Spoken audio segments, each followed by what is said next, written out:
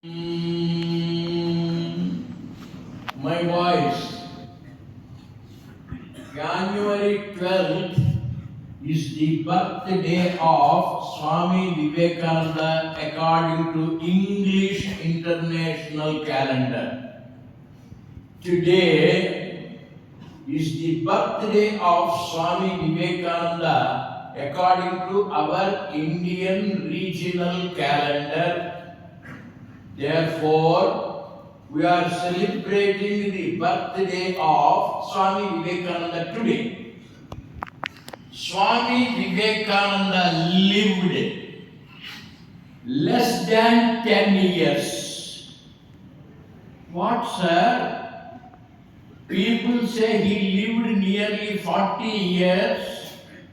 You say he lived only less than 10 years. I tell you. As per the date of birth, he was born in 1863. Later on, he became a Parivrajaka wandering monk. On the 25th, 26th and 27th of December 1892, he was at Kanyakumari, that rock. From there, he went to Chennai.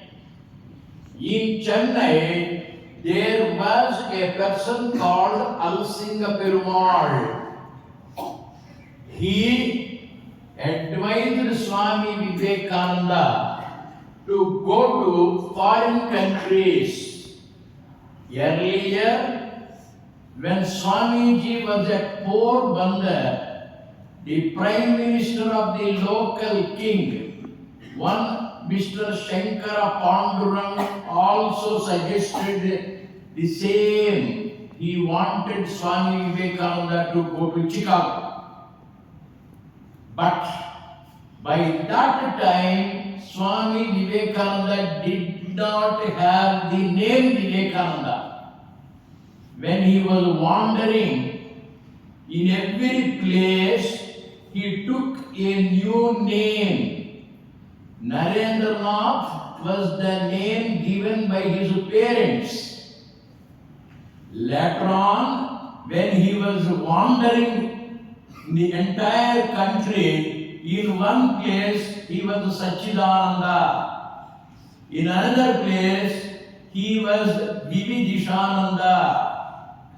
At another place, he was Tattvananda. In every place, he changed his name.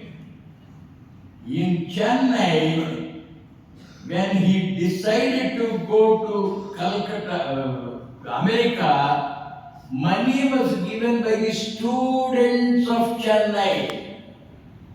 With that money, he went to Mumbai. In those days, there was no aeroplane. You have to travel only by ship. Mysore Maharaja gave money. Ramnath Raja gave money. Tiruvananthapuram Travancore Maharaja gave him money. Students of Chennai gave him money. On the 31st of May, 1893, 31st May 1893, he was in Mumbai. The king of Rajasthan, he also came. He gave money. Now, when he was booking the ticket, he had to write his name. Then he chose the name of Swami Vivekananda. Till then, he was not Swami Vivekananda. On the 31st of May 1893, from Mumbai, he proceeded to America by ship via Ceylon, via China, etc. 31st May 1893, he left Mumbai. He reached America on 31st July 1893, 2 months. Entire June travel, July travel, 31st of July 1893 he reached America, and then by road he had to travel. He was in Chicago in the first week of August 1893. He had money given by the people, and he took a room in a good lodging house. He refreshed himself, came out, asked somebody, "Sir, people say there is a parliament of religions. Where is it? When is it?" And that gentleman said, "Sir, it is originally planned to be in the first week of August, but it is now postponed to 11th September 1893. By the by, where are you staying, sir?" Swamiji said, "That particular lodging house. Chicago is a costly city. Your Parliament of Religions is on the 11th of September. This is the first week of August. August about 30 days and September about 10 days. 40 days you have to wait. Do you have enough money to be in that lodging house?" Swamiji checked. No. Then what is the way? That advisor friend, gentleman said, "Sir, Boston is a town nearby. The train takes 6 hours. It is like Madurai and Trichy. You board the train, go to Boston. The cost of living in Boston is less. You take a small room, manage yourself, come back on the 10th of September. You are likely to get a chance because all the speakers are finalized, all the participants are finalized. There is no guarantee of your getting an opportunity, but still there is a hope. Come back." The advice was given by a gentleman. Swami Vivekananda went to the room, cleared it, vacated it, packed his luggage, and he started walking from the lodging house to the railway station. When he was walking, people came to the street to look at that wonderful, majestic, magnetic personality. Wonderful. He was like Sri Ramachandra Prabhu while going to Sita Swayamvaram in Mithila. He was like Sri Krishna Paramatma in Madhura Nagar going to attend Kamsa's Dhanuryaga. Majestic, magnetic, arresting, enticing, powerful personality with large eyes, like a king, like a Maharaj, like Maheshwara. He was walking. People were looking at him. He went to the station, bought the ticket, boarded the train to go to Boston. He got the window seat. Opposite, there was an elderly lady.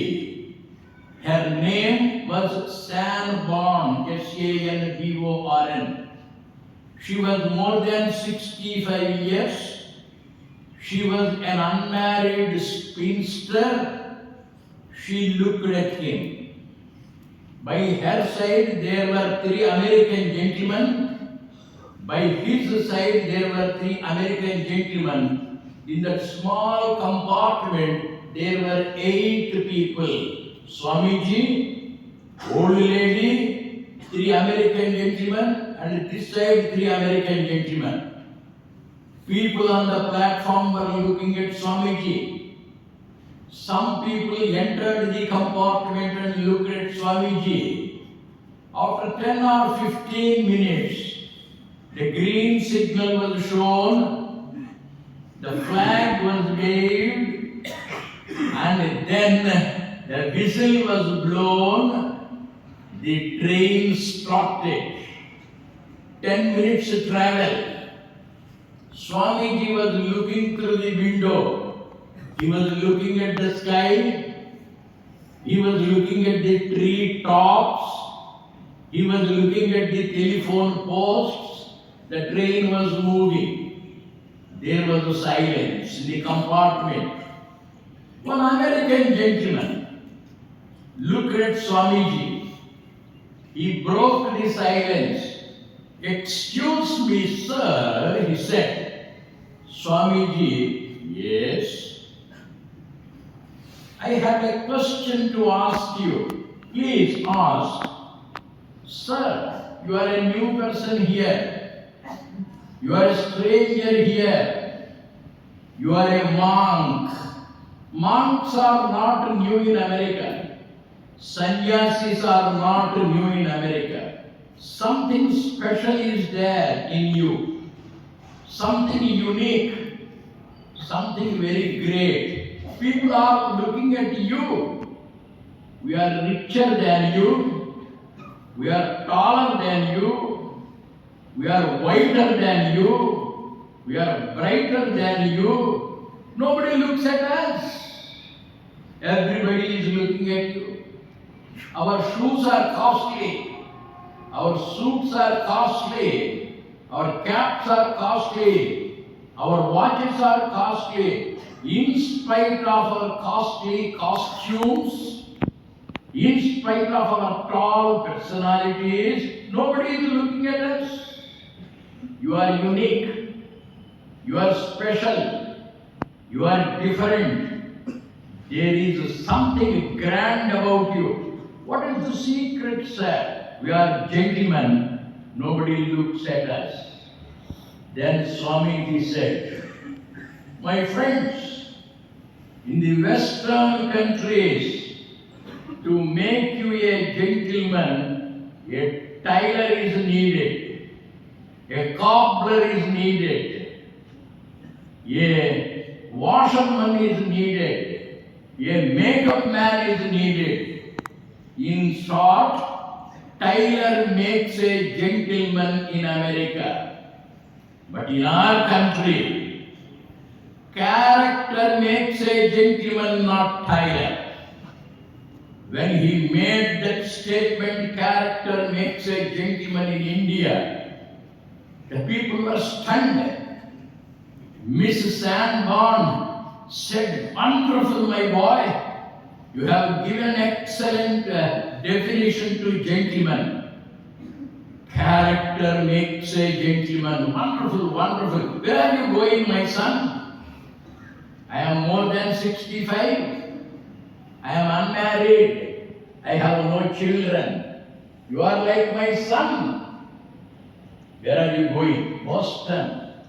"Do you know anybody there?" "No." "Depending on whom are you going there?" "I depend on myself, Atma Vishwasam. I depend on my God, Bhagavad Nammatam. I am going. My boy, I like you. I have affection for you. Please come to me. I don't have anybody in our house. My house is called Green Meadows. I take you with me. You live with me. I shall take care of you. I shall look after you, my boy. Stay. By the way, I have a question." "Yes, ma." "You said character makes a gentleman. What is character?" And Vivekananda gave the reply. "Very simple, ma. We all have minds. Minds have thoughts. Are we strong enough, bold enough to express our thoughts? No. There are good thoughts.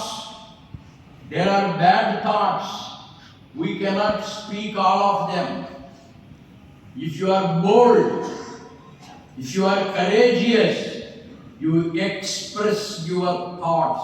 What you think, that you speak. Next, what you speak, that you do. Our thoughts, our words, and our deeds must be in uniformity. What you speak must be followed by your deeds. What you speak must be preceded by your thoughts. What you think, that you speak.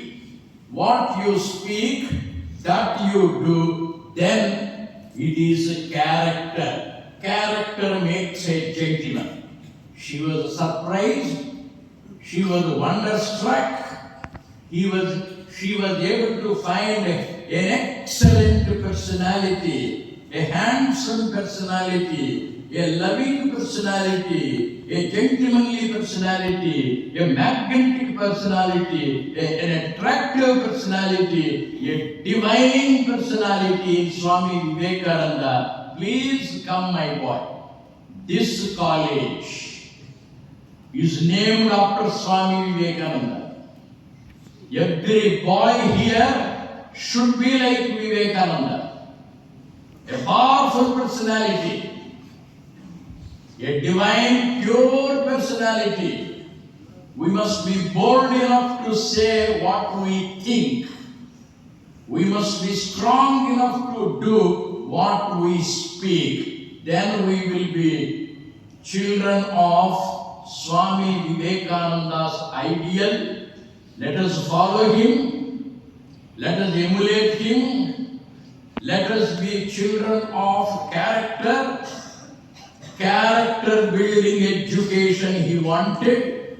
Only men of character, people of character can rebuild this society. Then only nation building is possible. Swami Vivekananda is a person who wanted the entire country, nation to be rebuilt by the boys and girls of character. Let us imbibe that good spirit.